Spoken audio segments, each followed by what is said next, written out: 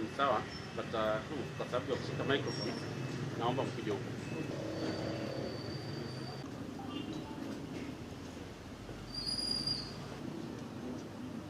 Hapo iko hapa.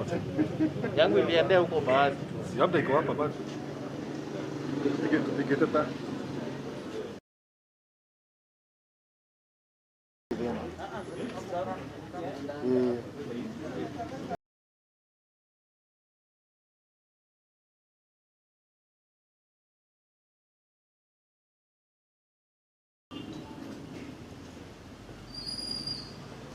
There was one phone that had just been snatched.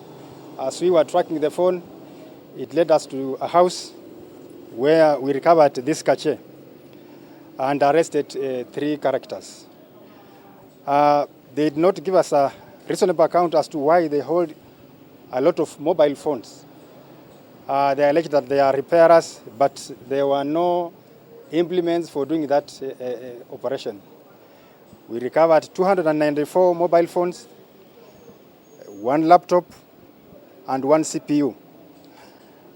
From the face of the laptop, the softwares that are there, we discovered that there are softwares that are used to flash mobile phones, where they confuse the mobile phone and change IMEI numbers.